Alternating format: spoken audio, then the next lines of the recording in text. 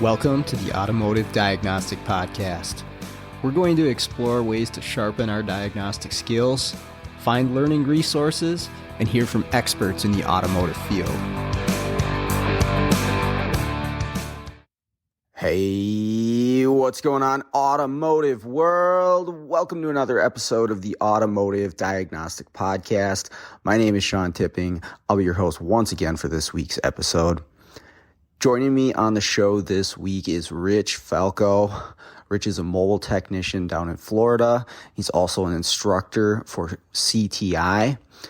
We're going to talk about diagnostic processes this week. How can you develop your own? How do you utilize these when we're trying to solve complex vehicles on issues? And is there a way that we can share and teach this with other technicians in the field? We'll talk about all that and more. This was great getting to sit down with Rich. I enjoyed this episode. Hopefully you will as well. Well, good evening, Rich. How are you doing? What's happening? I'm good. How are you doing? I'm really busy the last few weeks. Like, it took a noticeable jump up in the volume of calls that I've been getting. Oh, and it's a good problem to have for sure. But man, I've been running hard the last couple of weeks. So I don't know exactly what the trigger is. Like, school's ending, I know, for college and stuff. I don't know if that has anything to do with it. It's getting real nice around here in Minnesota, but something did it. People are spending money. The weather change or something. Who cares? You're getting calls, right? Exactly. I'm actually, my mobile business is getting busy, and I have to say thank God for Tommy, Oliva, and PJ Walter for keeping my new guy going while I'm not around, because they're my lifelines. So okay. They've been keeping my new guy with his head above water, at least for a little while. But same thing. It seems like the calls are coming out of nowhere. So that's awesome. So you got two vans going, or what's your setup? Just one. I still teach full time for CTI, and okay. During the pandemic, I kind of bounced around that idea of, well, I can't teach, should I? And it only took Tommy, 3 years to convince me to do it, and and then out of nowhere, CTI got busy again. So I realized I couldn't do it full time, but I want to. I'd like to get maybe even one or two vans and get my one guy, Zach, doing ADAS calibrations and programming. And when he runs into diagnostics, that's when I'll jump in. So, Sure. The shops can be a little bit patient. If I'm in Syracuse, New York, like I am now, I can, say, hey, I'll be home tomorrow at noon and I'll be at the shop by 1. And if it needs a diag, I'll handle it. So yep. We'll see what happens. Yeah, that's very similar to the structure that I have. I have two vans, and so my employee, he does most of our programming, not all of it. Some of the Euro stuff I'm still doing, but he does most of the programming, and then he'll take a diag here and there when there's overflow, but I'm handling most of that. Mm-hmm. And definitely easing him into it because he knows what he's doing. It's just it is quite the transition to go from average shop life and what you would see in a bay there, even if you're the lead guy at that shop, mm-hmm. to compare to what you're going to see doing this mobile. Yeah. This guy has no experience whatsoever. He didn't grow up in a shop, wasn't around a shop at all. And that could be a good thing though. It kind of is a good thing. He doesn't have any of the bad habits that some of us have developed, and it's a blank slate. So I'm teaching him, trying to teach him one thing at a time and slowly get him ramped up. But we're getting phone calls where he's getting overwhelmed. So sure. So thank God we have phone a friend, right? Well, yeah, I have many thanks for Tommy and PJ as well. Because usually when I get into a bind, Tommy's one of the guys I'm calling if it's programming related, and he's helped me out with quite a few. Yep. We did have a Jaguar. Oh, go ahead. Just today, it was a programming in the morning that Tommy helped him with. It was an ADAS calibration in the afternoon that PJ helped him with. So Nice. it's good to have those connections and those friends that are willing to do that.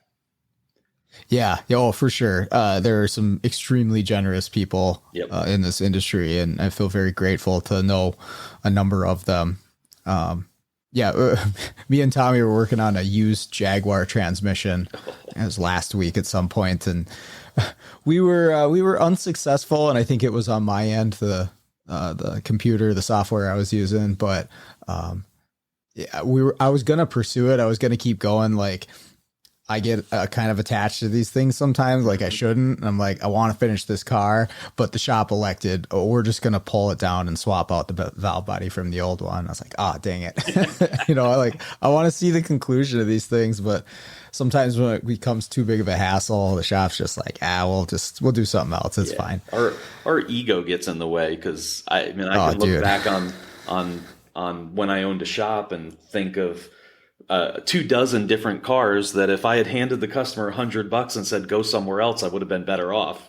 But instead I wasted 3 weeks and figured it out, or hopefully figured it out. But well, I have a story for you. It's not even concluded yet, but actually I had this car as a case study in last week's episode. It was a Nissan Altima that was just kicking my butt on this immobilizer thing, and I was going to go back this week and dive into it. I did a bunch of reading. I'm like, I want to get this one, because it was just very strange, very odd issue that I couldn't get past. And I called the shop. It's actually a used car lot. And I was like, okay, here's the plan. I'm going to come back, blah, blah, blah. And they're like, we didn't pay very much for this car. We're just going to junk it and cut our losses. And I was like, well, I really want to fix this car. I really want to know what it is. So I was like, well, how much money you want for it?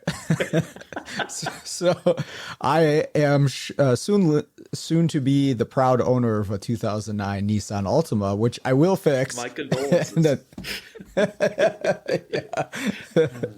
But I figured if nothing else, I'll get it running, flip it, make a couple bucks. But really, more than anything, I just want to know, why is this car broken the way it is? We just have to know what's wrong. What does it take to get it done? Yep. So yeah, I'm ridiculous, and I'm fully aware of that. I'm okay with it. This is what it is. I think we all have that in us. That's for sure. Well, why don't you share with me? I don't know a whole lot about your background, but the listeners too. What is your background in the automotive industry? How'd you get to where you're at? A series of unfortunate events. No.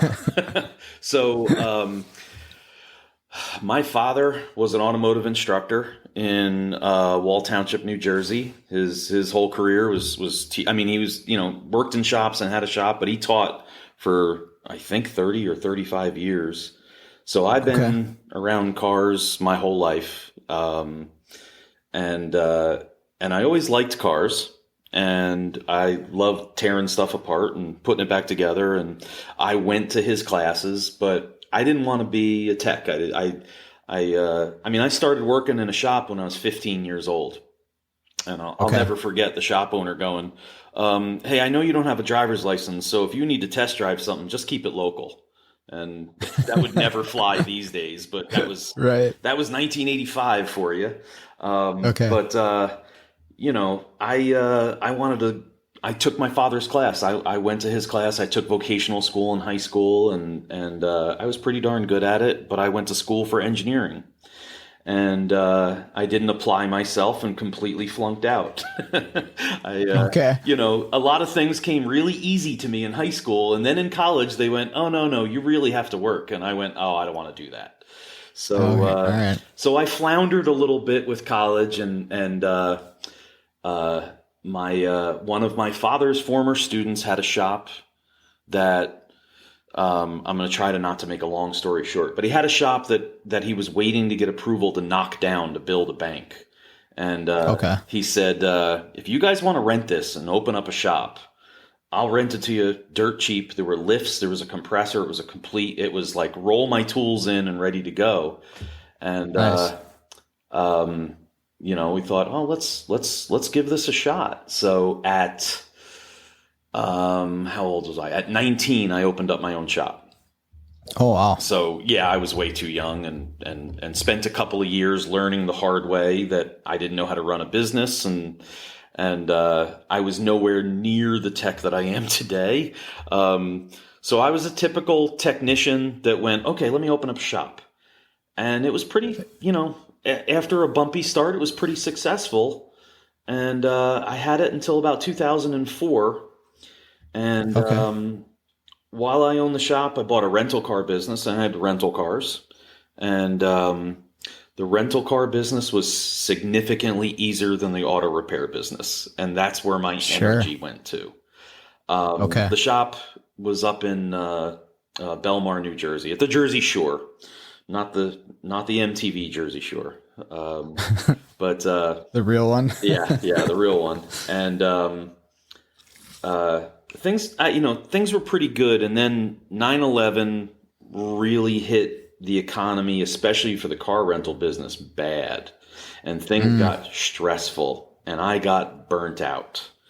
And it's easy for me to look back now and say, I should have hired somebody and had them take it over, and I'd still have the business, and hindsight 2020 and all that. But at the time, I wanted out. At the time, I don't know if my marriage would have survived another year of me trying to stick it out. And so I kind of took it out and sold. I sold the business to my lead tech, and Tim has it to this day. It's still going strong up there. So nice. So yeah, it's kind of, it hurts a little bit, a little bittersweet, but hey, I put 15 years into that thing and built it into something, and it's still going. So that's cool.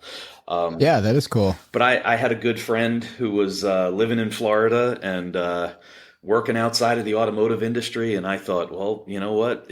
And he actually said to me, he goes, Rich, I'm the dumbest guy you know. If I can make good money doing mortgages, why don't you come down? You can make a killing. And I came down to Florida just in time for the housing market to completely collapse. Oh, no. So it was right back into the shop, and I went to work for a Mercedes dealer down there for about 5 or 6 years. And the entire time that I owned the shop, that I was working wherever it was, my father kept saying to me, "You should be a teacher. You'd be a really good teacher." And my father retired, moved down to Florida, and he was looking for a part-time job, and he went into this Manatee Technical Institute and said, "Hey, you guys need a substitute teacher?"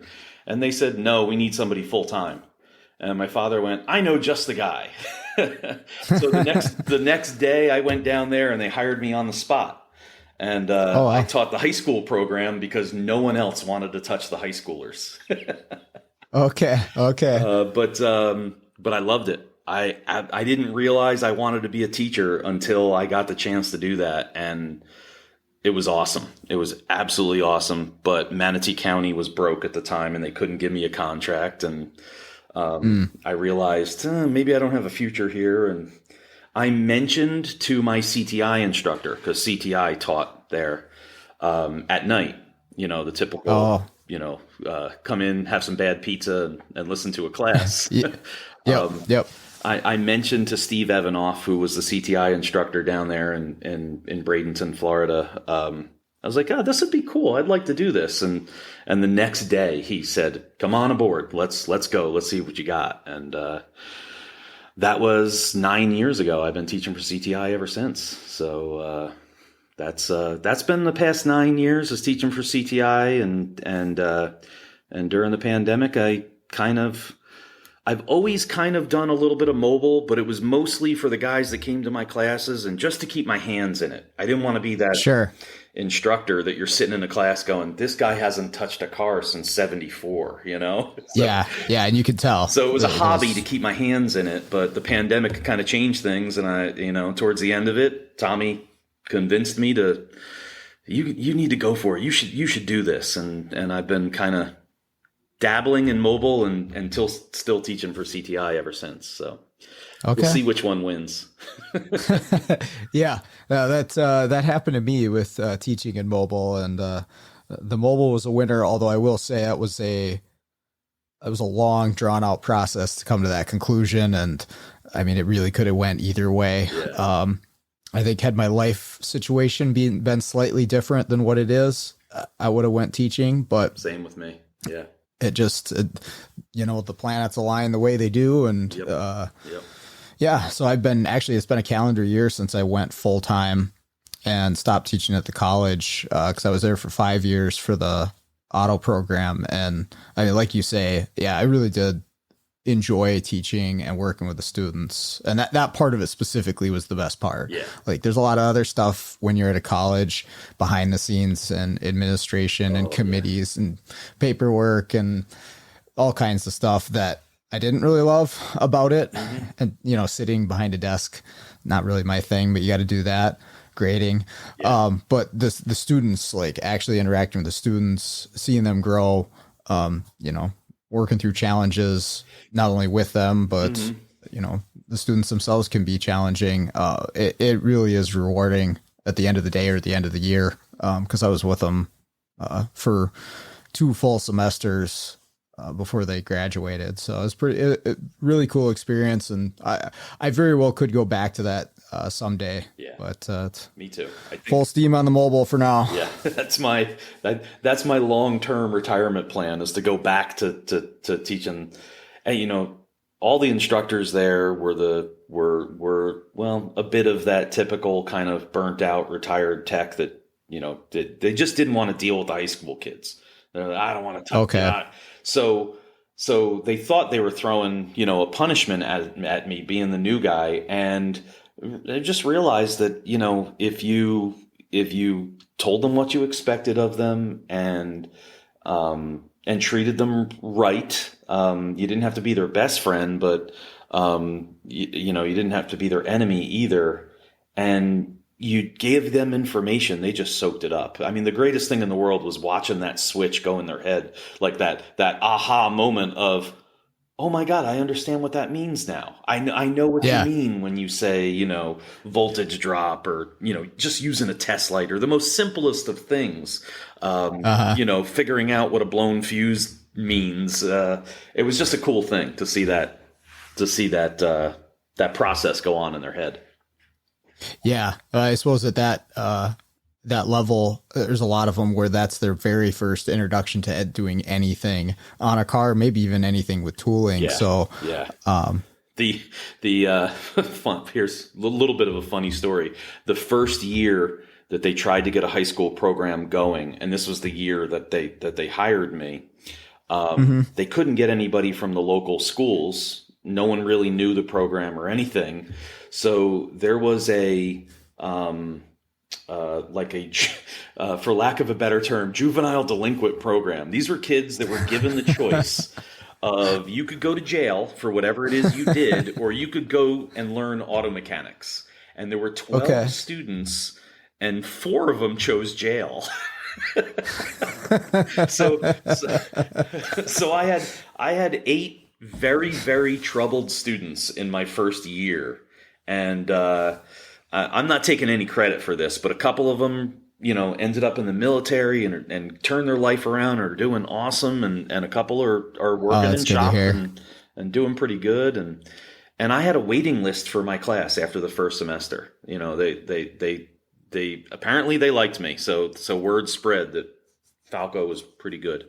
Or he was easy. That's cool. Or he was an easy 15 credits. Either way, I don't know. yeah, right. Yeah, this guy will give you an A, no problem. Yeah, exactly. See, what you got to do now is go to a bunch of 20-year veterans in the field and say, would you prefer auto mechanics or jail, and see Some what would they pick say. jail. It's possible, yeah.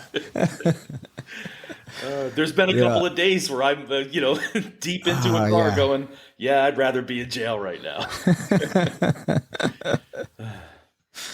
Yeah, it can be frustrating for sure. There are those days. Well, that's really cool. Teaching, it's definitely not for everybody, because I think a lot of people don't understand the work that goes into it behind the scenes if you really want to do a good job, right? A lot of people can just walk in and be a teacher up at the front of the class, or, read out a textbook or whatever. But if you want to attempt to do it right, there's so much that goes into it. I think you really do have to have that passion about whatever it is you're teaching, because that's what's going to drive you to, okay, I got to put 2 more hours in tonight to make this class what I want it to be. And I think for the students, I think that, it not only takes work, it takes, I don't know, the right attitude, or I don't know how to put this. You've got to want to teach, because I think there's a lot of guys who have the knowledge and can't get it across to people in a way that makes sense. There's some people, brilliant guys, that I would never want to take a class from. Well, it's a lot harder than you think to do that. Yeah.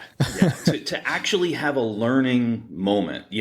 I can present a lot of really high level technical information, but are these guys actually absorbing it and making the connections? That's a tough thing to get across. That's a struggle sometimes. So yeah, there's no point in just going up there and showing how intelligent you are or think you are, by going as complex as possible. Yeah.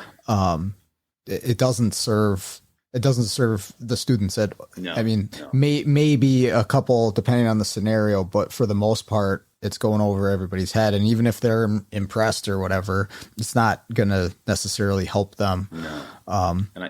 The next day on the job. I think teaching high school students helped, because I had to take these concepts and break them down into really basic ideas. And I think that's part of what makes me somewhat successful in this world is being able to break those ideas down and present them into small bits of information that the guys can make those connections and make sense. So, I'm definitely, if I'm the smartest man in the room, I am in a really, really bad room.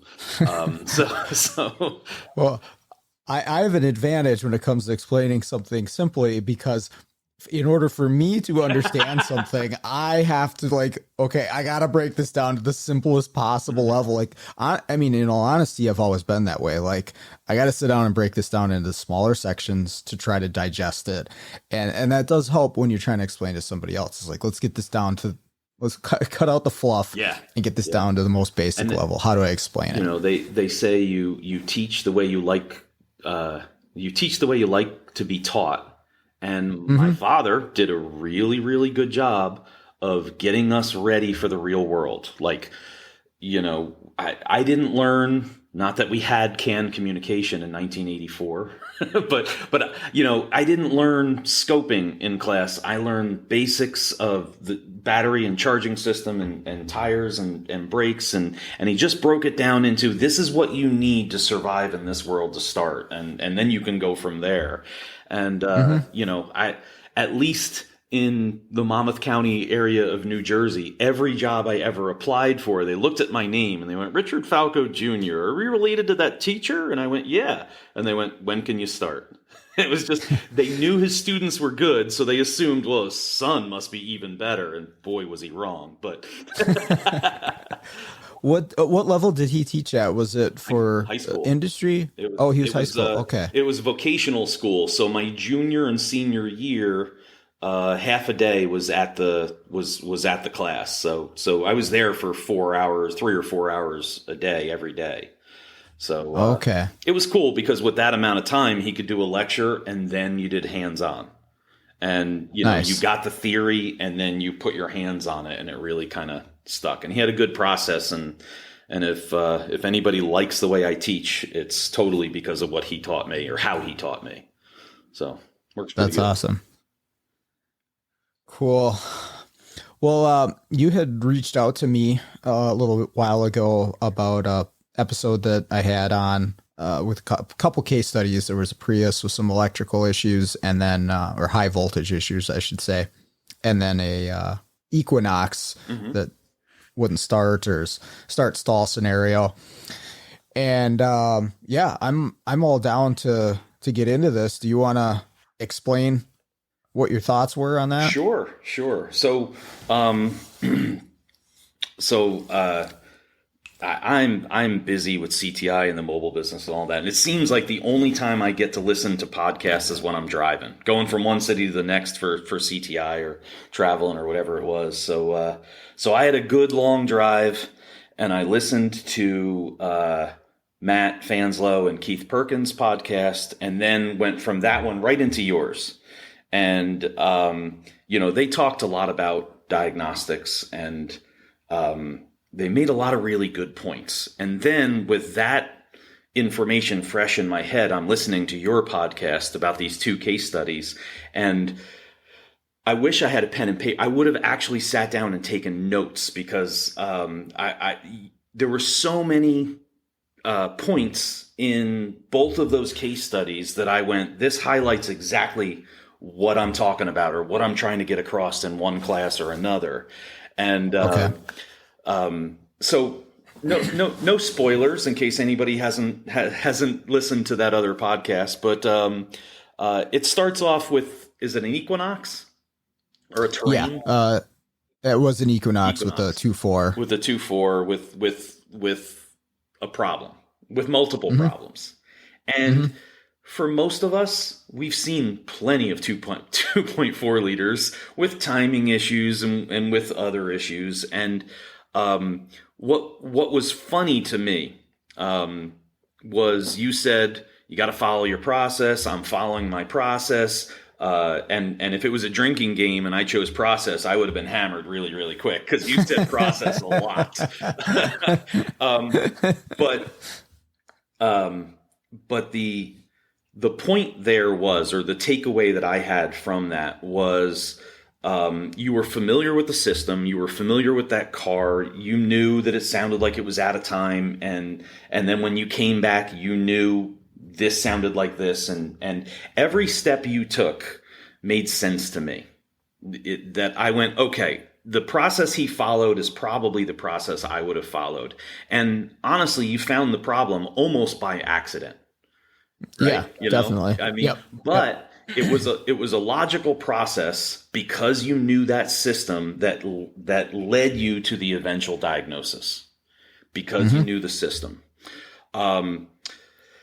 I hear, and this is a conversation that has gone on behind the scenes at CTI with Jim Kokonis and Randy Briggs and all these guys, super, super smart guys, about how do we teach guys a process? How do we get this point across of logical diagnostics? And we struggle. I have to be honest, we struggle with that, because your process for attacking that GMC, that Equinox, is completely different from the process you use to go after the Prius. You still figured out the problem with the Prius, and you still got to the root cause of the issue, but it's that thinking your way through the problem that I really struggle with getting across to guys. And unfortunately, I know a large majority of our audience is probably mobile guys, and they're probably very experienced guys, but you and I have both seen it. We've gone into shops, and, in the back of our mind, we are rolling our eyes and going, really, guys? How did you not figure this out? Like, how did this one stump you? Why am I here for this problem? And it's because these guys don't have a process. They don't even know to know they should have a process. It's parts until it starts. It's just guessing. And that's how the automotive world works. Yes, it does. And that's the way it is. If you guess right 80% of the time, you're the star tech of that shop. There's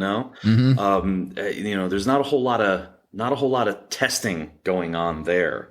I wrote a network class, and in my opinion, this network class really covers the basics of how to look up and find service information, because you can't chase down that network problem if you don't know how that network is laid out. And in that class, I don't have a process to give you guys. I really don't. Step number one is understand the problem, and step number two is research the system. And from then on, if you know the problem and you know the system you're dealing with, you can develop your own process. So I jokingly say that my diagnostic flowchart only has 2 steps in it, and you can figure out any problem. But and again, because Fanslow and Perkins were fresh in my mind, they talked about, what is Keith? Keith have 3 trucks going or 4 trucks going? I'm pretty sure he has 4 of them. Yeah. So I think he said that some of his guys are seeing 100 cars a week, and that's wild. I mean, that's just amazing to me. Or even if that's total, that's amazing to me. Yeah. But, a lot of problems to fix in a week. Yeah, but the developing that process is a muscle, and the more you exercise it, the stronger you get. And those guys, the Zachs and Keith and oh my God, I'm so embarrassed. I don't know the name of his other guys. Yeah, but those guys do nothing but diag, and they have it down to a science, and they know what to do. And what does a typical guy in a typical shop do? He's doing brake jobs and ball joints and, exhaust systems.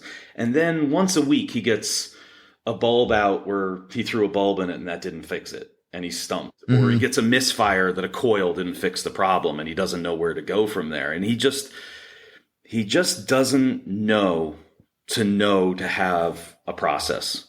And again, I realize I'm saying process a lot, so hopefully there's no drinking games going on for this. I was going to say, we could get one going for this. We'll never make it to the end. I'm a lightweight. But, you ran into that Prius with the hybrid, and the hybrid Prius with a hybrid or high voltage code. And you followed the factory flowchart and use the factory very closely tool. And the factory flowchart walked you through a couple of things that got you to the problem, to the isolation fault. And in listening to that one, what popped into my head was, I wonder if that flowchart, and I meant to go look it up this afternoon and I got busy, but I said to myself, I wonder, and I asked you, I sent you an email and said, hey, did it ever tell you to look at this one data PID? And the only reason that I know to look for that particular data PID was, I teach a couple of different hybrid classes, and I've had to learn those systems well enough to be able to teach them. So the data PID that Toyota uses is shortwave highest value, and that circuit is there specifically for checking continuity from the high voltage system to ground. So that's the trigger for the ground fault isolation codes and stuff like that? Yeah. Okay. Yeah. So, and I don't remember what year that Prius was, but I'm assuming Gen 2 or Gen 3 Prius. Yeah, I want to say it was a Gen 2. Well, I don't recall the year. 2010, I'm guessing. I just listened to it 20 minutes or just before my webinar. I worked on it, and I don't even remember what it was. Once it's fixed, who cares? Just get rid of that Exactly. information. Yeah. My head is filled with bad jokes and 80s music lyrics, so I can't remember anything else. Oh, dude. So your diagnostic process for the Prius was completely different than the Terrain. You weren't familiar with the system, and you used the flow chart to guide your diagnostics, and eventually you found the high voltage insulation fault. And my thought process, because I'm always thinking scan data and how much information can I get from the driver's seat before I actually have to do some work, was I wonder if the shortwave highest value PID would have helped you in that situation. That data PID, and every manufacturer has a version of this. Nissan and Toyota call it shortwave highest value. GM calls it isolation PID. Ford calls it leak P and leak N. So there's a data PID for high voltage leaks on the power side and high voltage leaks on the negative or neutral side. I'm not sure how I don't remember. But what a lot of them do is they will send a 5-volt AC signal across the DC circuits, the high voltage DC circuits. So if there's 300 volts in that wire, there's a tiny little ripple on top of that 300 volts, that AC ripple. And all right.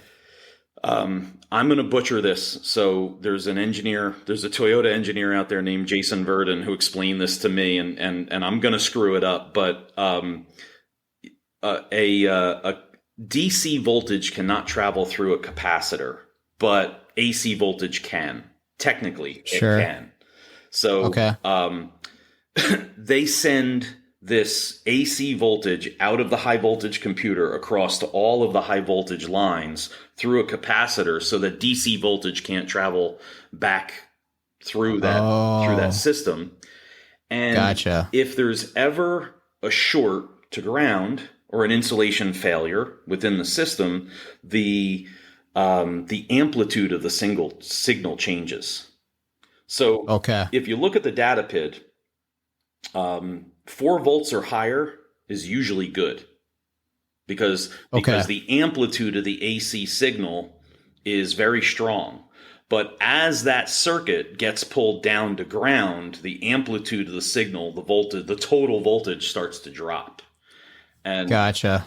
What Toyota says is that a voltage of between, I'm probably going to be wrong on this one, but around 1 to 4 volts is usually a fluid or electrolyte leak, meaning an AC compressor is starting to fail, coolant has gotten into the inverter, or electrolyte has leaked out of the battery and made contact with the case.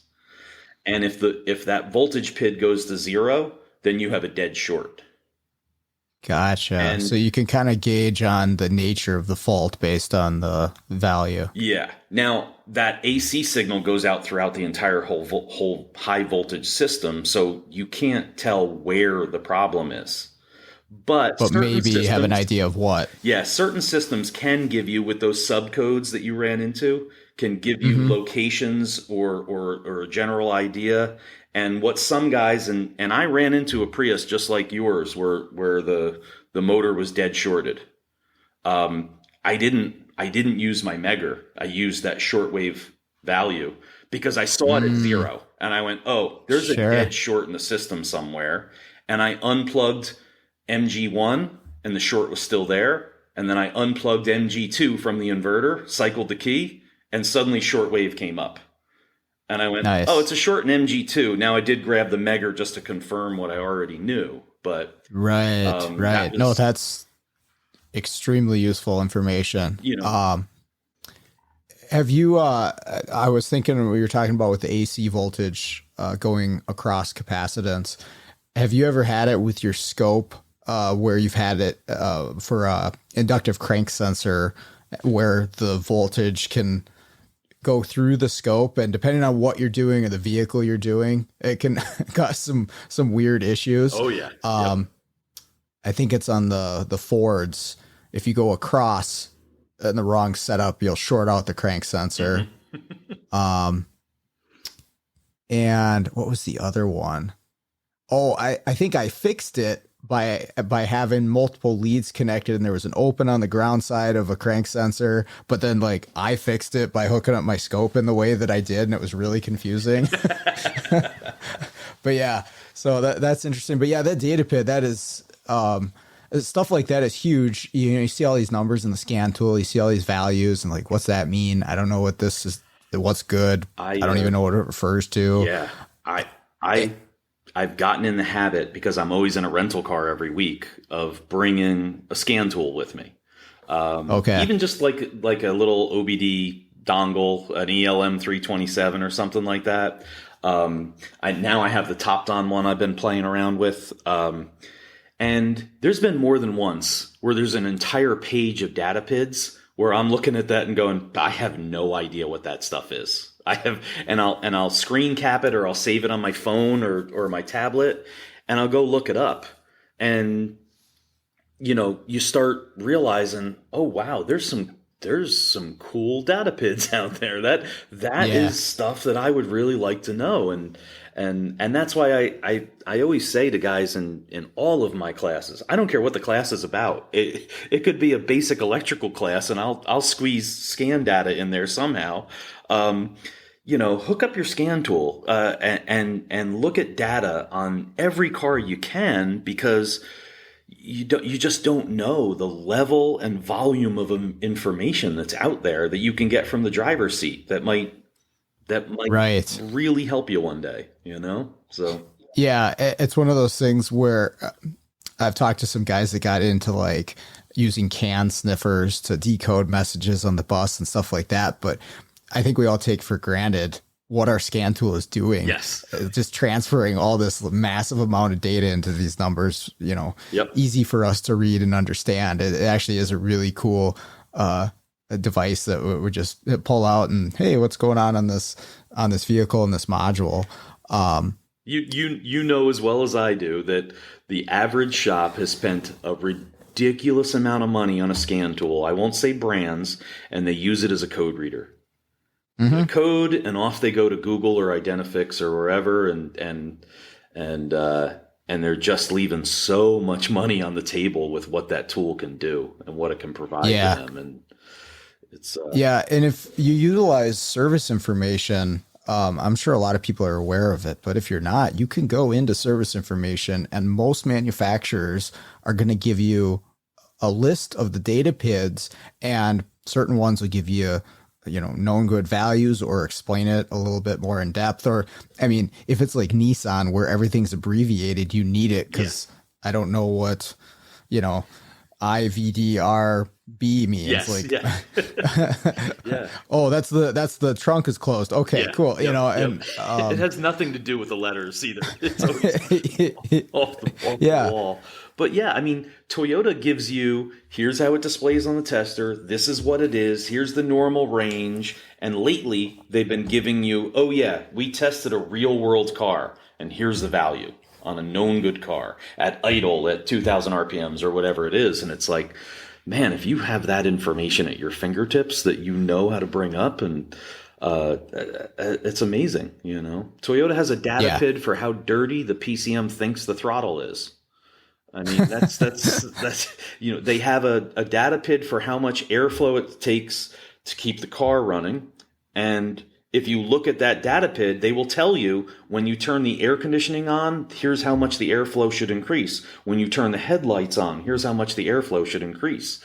And I thought to myself, wow, if you had a compressor that was failing, you would see it in that data PID. If it drew too much air, it was basically the PCM saying, hey, I got to open the throttle more because this compressor is just bringing me down, So it's, and that's just one make. I mean, that's just one manufacturer. So it's amazing what's out there. It's again, going back to a diagnostic process. I don't get out of the driver's seat until I've collected as much information as humanly possible. Part of that is because I'm just incredibly lazy, but the other part is I know the information is, I know there's a lot of good information there. So why not soak up as much as you can when you're sitting down in the air conditioning as much as possible, or heat, or heat, whichever. It depends on the time of year and what you're shooting for. Not for sure. Florida, it doesn't matter. It's always hot. February around here, I'm hoping it's going to be warm in the car when I get in. So yeah. I think that one of the challenges to the whole process thing is, you can write it all out like a flow chart and can definitely be useful and helpful. I followed it on the Prius and it made a big difference for me. But if you want to try to tackle a whole day's worth of cars, working on all makes and models, you're really up against it if you don't have the experience beforehand, right? And I think what you're referring to in the Equinox, like I've worked on so many 2.4s that I didn't pull out a flow chart or anything. Yeah. My whole process was my experience and what I've done before on, internal combustion engine no starts and GM 2.4s. Those two big pieces of experience for me. led me to where I needed to go. And so, building something from scratch, especially for a new person, that is a tall order. And it's something where you're just going to have to you're going to have to go out there and try it and realize, oh, okay, I'm missing big pieces of the puzzle here, and then add to it as you go in order to build something like that. But I would also make the argument that your thought process or your logical process on the Equinox was the same as the Prius, because you went to the Equinox and you went, I understand the system, I know how to attack it. And then you went to the Prius and you went, I don't understand the system, I'm going to go read up on it. I think you actually said that. You said, I'm going to read into this more. Because, and it always falls into that same thing of understanding the problem and then doing the research. And once you've done the research and you understand the system, you know what tests to do. A network problem. You've got a car with a communication problem. If you hook up your scan tool and you can communicate to 12 of the 15 modules, you kind of, okay, I got 3 modules that won't talk. Let me go see, what do they have in common? Where's the network wiring? Stuff like that. You hook up to that same car and your scan tool will not talk to the car. It's still a network problem, but the process has completely changed, and now it's, am I checking powers and grounds? Am I going after terminating resistance? Is this a secure gateway car? So now do I know where to go after that information?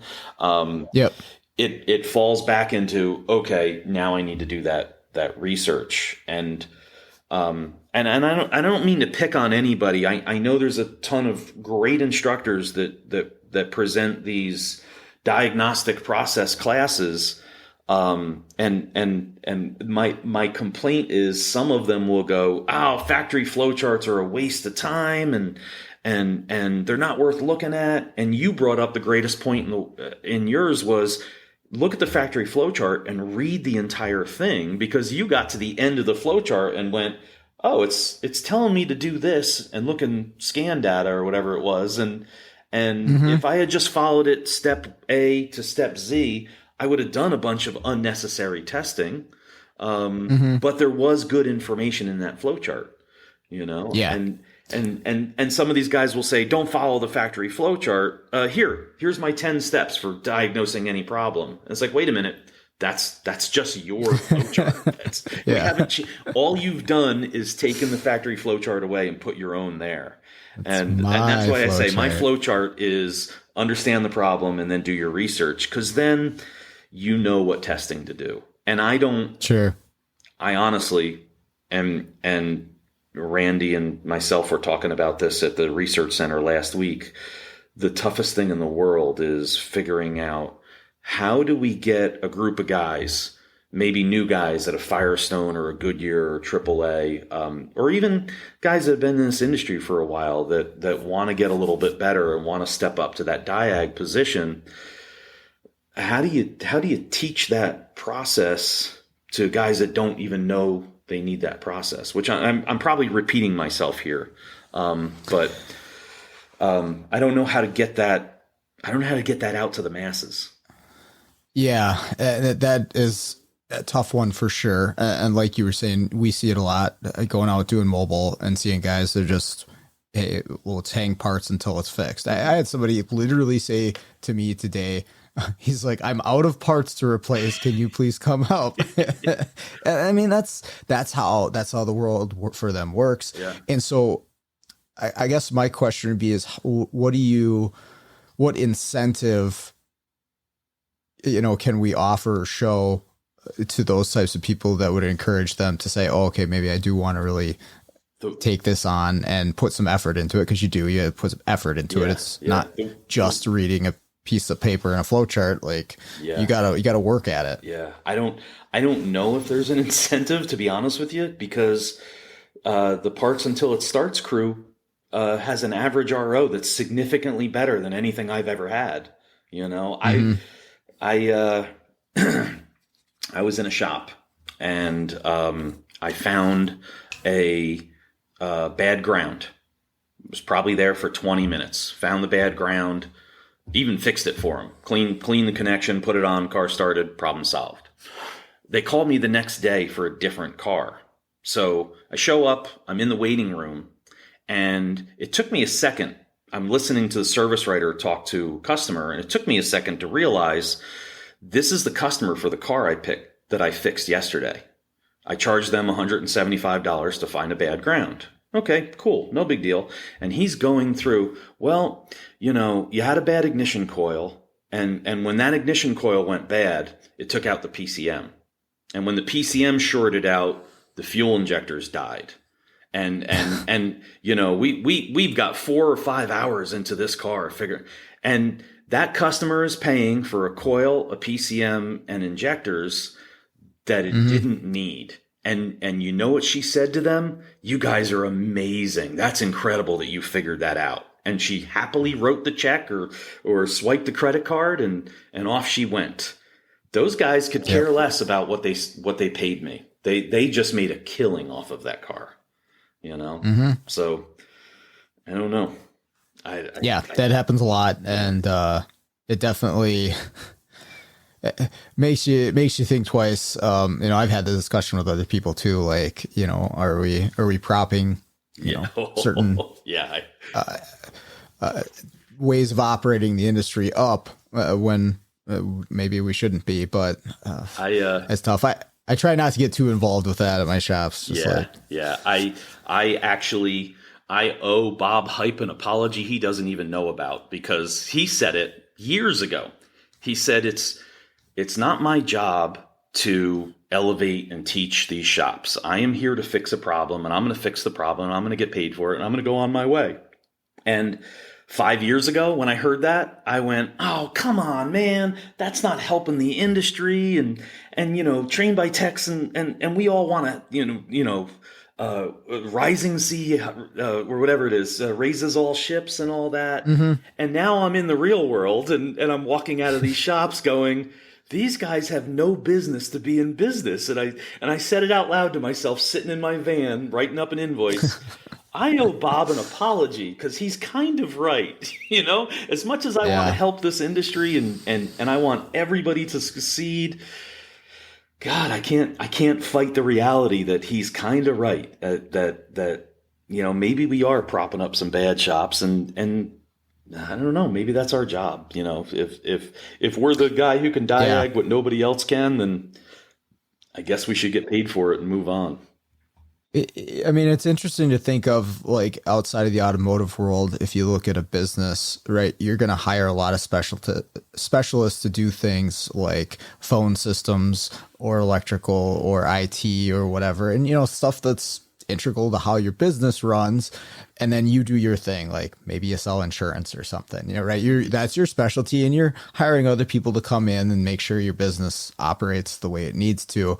And then, you know, we're kind of like that for shops, but it's a weird area because that's the shop's, you know, proclaimed specialty based on the sign out front. So there's a little bit of smoke and mirrors there for the customer. I mean, I'm 100% fine. I don't want the customer to know I exist because I don't want phone calls. But it is, When I'll tell you this, when I tell people that are completely removed from the auto world what I do, almost always they're really confused. They're like, well, why don't they just figure it out? Well, And I'll tell you, it was Tommy Oliva on your podcast that like instantly flipped a switch in my head, because my new guy, my apprentice, whatever you want to call it, is my son. My son Zach is working for me. Okay. And my entire career has been the typical automotive career. You start out as a lube guy. You know, I started out at an AMC Jeep Eagle, AMC Jeep Eagle Renault Peugeot dealer. And I was the lube guy, gopher, do it all guy. And I say all the time, there's something wrong with me if I worked on Renaults and Peugeots and I stayed in this industry. But I busted my body and destroyed my back and my knees doing all of this mechanical work to get to where I am today. And I didn't want my kids going through that. My father didn't want me going through that. He didn't want me to be an auto mechanic because he knew how tough the business was. And he used to tell a story about this guy he worked with at a Plymouth dealer in the 60s whose hand couldn't close around a wrench because there was so much scar tissue on the palm of his hand for putting hubcaps on his entire life. Oh, wow. And he saw that in that guy and went, oh, I don't want to turn into him. And that's why he went into teaching. And so I always said, I don't want my kids in this business, not one bit. I don't want them going through the struggles and the crappy pay and the horrible environment that I went through. And then Tommy said on your podcast, if you've got a hole in your roof, you call the roofing guy. And if you've got an electrical problem, you call the electrician. And he goes, but if you got a problem in your car, you just call a mechanic who's supposed to know everything. Why don't we specialize? Right. Why don't we have those specialties? And I called him after I listened to that. And I said, that completely changed my mind. I was like, if my son, who's a computer whiz, can learn programming, then he can program anything. If you can program a Chrysler, you can probably do anybody else. If you can set up Chrysler's account, you can probably do anything else. You can get TLC to work. Oh yeah. Well, today he set up Nissan Consult last night and programmed or configured and calibrated a radar on a 23 Rogue this afternoon. Nice. And with PJ's help, but he set up all that himself. And I was like, you know what? He doesn't need to do oil changes to succeed in this business. He needs to learn CAN communication and some voltage drops and basic electrical stuff. And that way, if he gets to a car that's supposed to be a programming and it's a no-com, he can walk his way through it. And he doesn't have to do brake jobs to get to that point. So, well, yeah. What a cool thing to not have to start out on the lube rack for 2 years or whatever. Yeah. So we got a call from a local Dodge dealer, and they had a car, a minivan that had been hit in the rear, and they put a tailgate on it, and now the power tailgate didn't work, and I'm traveling. I'm in Richmond, Virginia, and he says, what are we going to do? And I said, tell him you'll be there in the morning. And he's like, at a dealer? And I'm like, yeah, you just go hook up the scan tool. Let's see what codes you got. I'll try to walk you through it over the phone. So he gets there in the morning. He hooks up scan tool, calls me up and says, I don't have any codes, but the power lift gate module will not communicate. On the top, on the network topology, I can see PLG, power lift gate, is grayed out. It's not talking. And I said, okay, what does that module need to talk? And he goes, powers and grounds. And I said, what is the easiest place for us to check for power? And he goes, is there a fuse? And I said, I don't know, Zach, you look it up. I was making him do it. So nice. He goes, hold on. And he grabs he looks up. Yep, there's a power lift gate fuse. He grabs a test light. He goes, the fuse is blown. He goes, Dad, this is a Dodge. I'm at the Dodge dealer. And am I really just replacing the fuse? And I said, listen, maybe the car was in an accident. Maybe the wires are pinched. You might put that fuse in and it pops. And then we've got to diagnose it. I said, but yeah, let's put a fuse in. So he puts a fuse in. Power lift gate works. I had to move it 3 or 4 times just to make sure it wasn't some wire or something. Sure. Check the codes. Now the module is communicating, and car's fixed. Nice. No codes. Everything's working, and he says to me, he goes, "That's it? I just push buttons and replace fuses?" And I went, "It's not always going to be that simple, buddy, but yeah, sometimes you can." Some days you get that, yeah. So for somebody like that who's young, starting out in this industry, or just maybe even somebody who's looking to improve what we're talking about here, what would be your best advice on developing a process? Like, what should they have on their mind, both on the job and away from the job, to help develop that? I have really stressed with Zach looking up the service information himself, just getting familiar with all data and modal logic, and navigating to, just searching and finding that information. And I really have stressed to him, you're not supposed to know everything. You're going to have to look it up. And that goes for everybody. That I hear from some, C techs and newer guys in this industry, because I do quite a lot of classes for basic electrical classes and newer classes. And I hear these guys say, oh, my master tech yells at me all the time. You should know that. And it's like, the days of knowing everything are long, long gone. They're long gone. I had an old timer that I worked with that said, I used to know the firing order of every V8 ever made. And I'm like, buddy, that was 1967. There were 3 V8s, there were 3 firing orders. Yeah. If you asked me what the firing order of the car I own is, I wouldn't be able to tell you. I can go look it up. Yep. So I really stress looking it up and looking everything up. I start some of my classes with the absolute most basic stuff. If you disconnect the battery on a late model Lexus, you got to wait 6 minutes or you're going to brick a navigation module. And that's right in service information. When's the last time either of us looked up the procedure for disconnecting a battery? We don't. We've done that before. And I try to stress to these newer guys, you've got to look everything up. You look up front brakes on a Ford Transit van, and all of the bolts that hold the caliper and rotor on are one-time use. And no one's doing that. Full well every single guy goes, I've been doing front brakes my whole life, and they're ugga-dugging torque to yield bolts back into place, and it's not a proper repair.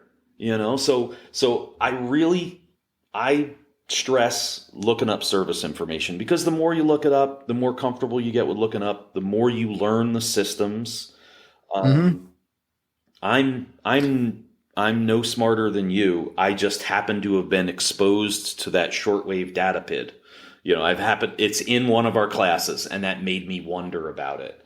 And maybe, I've had a couple of cars that kicked my butt, and in the end, I went, oh, okay. Now that I know what the problem is, I can look back and say, oh yeah, I did see it here, or I did come across it here. Always reflect on the repairs, your successes and your failures. Now that I know what the problem is, did it show up in scan data? Did it show up in some other test?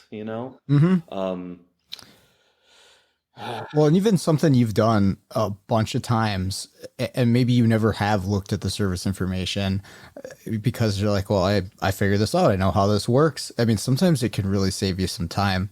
There was quite a bit of time when I was doing GM keys, just the old blade style keys, where I was waiting 10 minutes every time I was adding a key to a vehicle. Well, if you read service info, it tells you right in there, stick the working key in, take it out, put the new key in, it's programmed, you're done. and I mean, I don't know how much time I wasted doing the 10-minute thing, because I didn't read. It's like, oh, this works, I've done it before. And then I don't recall exactly why I was reading through service info, and then I tried it the next time. I'm like, oh man, I wasted a lot of time there. Jeez. Isaac and I were at the research center doing a Subaru eyesight calibration, and it's failing every single time. And we're like, what the heck is going on? Why can't we get this to go through? And Isaac, runs out and grabs the factory tool, and we hook up the factory tool. And with the factory tool, we can't even get into the module. And we're both like, what the heck is going on? And we wasted an embarrassing amount of time trying to figure this out. And then Isaac calls his Subaru guy, and I don't want to misspeak. I don't know if it was Leo or it was one of our Subaru guys, and I can hear him over the phone go, "Did you turn off those 2 buttons, or did you hold them down like service information tells you to?" And we both looked at each other and we're like, crap, we don't even know how to read. The Autel tablet tells you, hold those buttons down until you hit this. And the factory tool won't even bring up the menu until you hold those buttons down. And it was right there in service information. We read it 20 times and we just hit the buttons. And it's, sure. It's stuff like that. I'm guarantee you there's somebody out there that's done that calibration that knew exactly what I was talking about. That's done that. Well, I haven't done one of those yet, so that's a good info. So I can save myself. Pay attention. Calibrations are easy until they aren't, and it's just paying attention to what it actually says. We both assumed it said turn. I forget what it was. Turn this off. But no, you actually had to hold the button down and then hit OK on the scan tool to get into the function. So, yep. Yeah, there's so many examples of that just with programming alone or the ADAS stuff where reading is so important. But yeah, and then just having access to the service information in general too. I go to some shops that have limited or even no service information. I have at least 2 or 3 shops that Google and YouTube are their only source for service information. And the scary thing is just how much they get. I mean, especially if you do parts hanging, you could actually do a lot just with YouTube. One shop that, no service information, go to YouTube. They're going to find a video, and that guy might even give them a shortcut for doing it. And yeah, right. Those YouTube guys are the worst. But again, that's something that's propping up those shops. I don't know if it's a good thing or a bad thing, but we all know there's good information out there, and then there's Scotty Kilmer and the like, right. So. There's quite a bit to sift through out there. Yes. There is definitely some gems. Yep. And absolutely. I would love to hear other people's feedback on how they developed their process or how they trained a Diag guy to get that process, because it's something you really struggle with. You've got to learn. I don't know. You've got to know what you don't know, and that's a tough one to. You've got to be able to say, I don't know enough about this problem before you dive in, and step back like you did and go, let me read up on this. And that's I don't know. That's a tough one for our egos maybe sometimes, and maybe from a business standpoint, there's shops that will say to me, a coil is $50, and if we slap one in and it fixes the problem, why do I need to test? And that's a tough argument to make too. For some of these guys are succeeding with parts until it starts. Back to what I was saying, the incentive to change. I know that the process. I actually do have a documented.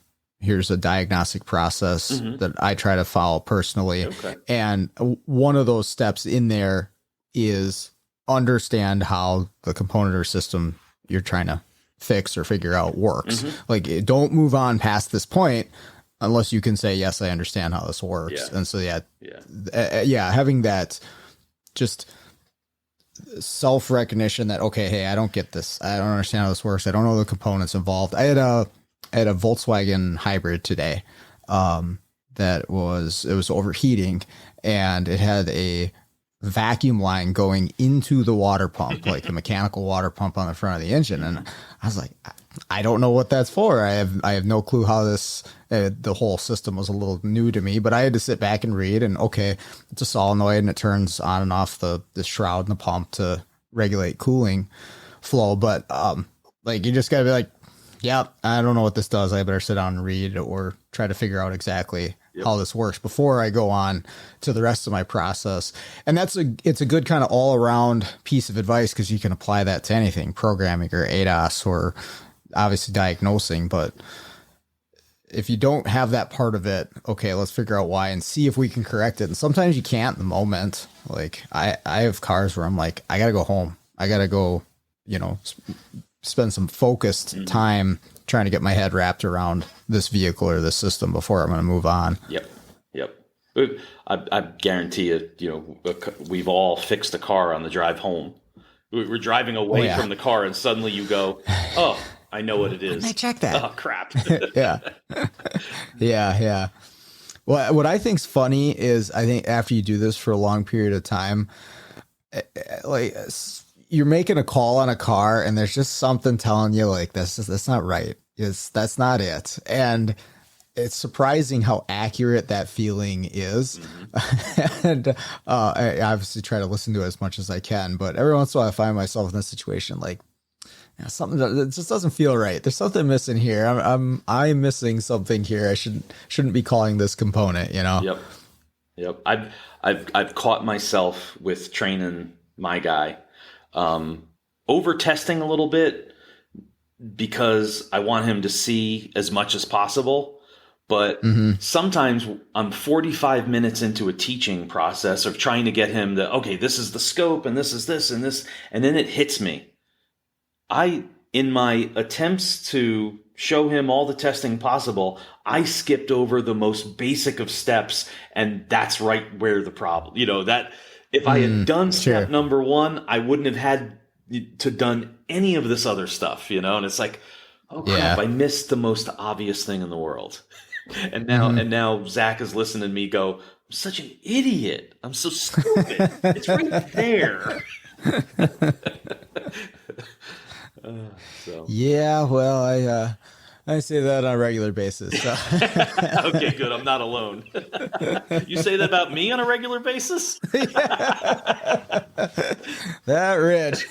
What an idiot.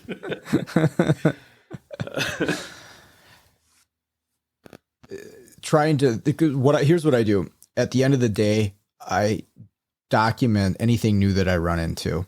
And I have like Google Docs set up. Oh, that's and great. What it allows me to do is reference things, 6 months later when I can't remember the details of whatever it was I fixed or the voltage levels or whatever. Just a quick reference in my own words, right? Like I can dumb it down to Sean speak and understand what I was talking about at that point or summarize or whatever. But the other thing it allows me to do is think about my process on that car. And when I'm physically typing it out, sometimes the steps that I took don't make sense to me. I'm like, why didn't I check that? Or why did I check this at this point? And I think for somebody trying to develop, a process, something like that, where you have like a little bit of reflection time, right? We do that with the students. Let's reflect on whatever we just did or learned or whatever. But that can be really powerful to step away, do it like, a day later or later at night or in the morning. And then I don't know, for me anyways, a lot of the time, that's when I'm like questioning my own thought process during the time. Like, well, it didn't make any sense to do this at this point, or you completely overlooked this. Why? And then obviously trying to correct it in the future, but it might be a tool for somebody to try if they're looking to improve this aspect. Yeah, that's definitely a good idea because, successes and failures, if you could document them and go back and look at them and learn from them, that's brilliant. Yeah. Plus I can't remember anything. So that's why I have that there. Same. But I mean, in all fairness, what you were saying, like, there's too much to try to remember it all. You can't know everything. Yeah. There's no way to know everything, and it's changing too quickly. And what you learned yesterday might not apply tomorrow. And, things that we taught for 20 years on fuel trim no longer apply and haven't for 10 years. So, and that goes for a lot of stuff out there. So, these rules of thumb that old guys like me pass down to these new techs, and here it is, it's written in stone. This is how this air conditioning system works. And then they wonder why they're struggling. And it's like, no, go look it up. Go look up how that system is supposed to work and what the normal pressures are, and then they realize, okay, here's how the system works. And this is what I should expect because, that 2017 Escape doesn't work like an 82 Escort. There's a slight difference there. So, Yeah, and depending on the shop you're in, you might get both. Yeah. And so then you've got to try to wrap your head around both of them. And they might not be able to fix either of them. Yeah. Oh boy. Well, I don't know. Did we figure anything out? Did we solve the world's problems? I don't think we cured cancer yet, but we're working on it. We're getting there. We definitely killed an hour and 20 minutes. That's about it, right? That's for sure. Well, it went by fast. I enjoyed it. Yeah, so. yeah. I had a blast, and I would people know how to get in touch with me through social media or whatever, but I would love to hear other instructors' ideas for teaching that process, or other techs' ideas for how they learned their process. It would be cool to see that insight into how I went from lube guy to being the diag tech in the shop, because I get that question a lot, especially from the newer guys. It's like, how do I get to be the master tech? And it's like, practice, lots of practice. It takes a while to get there, and that's a podcast episode right there for sure. Yeah. So I don't know. We'll see. Cool, man. Well, yeah. Thanks again for spending the time with me. I really appreciate it. Thanks for having me on. All right, that's going to do it for this week's episode. One more big thank you to Rich for spending some time with me this evening. I really appreciated it. It's great getting to talk to him. Hopefully you'd enjoyed that episode as well. I'd like to thank everybody out there for listening and all the feedback I've gotten on the show. Really appreciate that. But with that out of the way, let's get out there, start fixing the world one car at a time.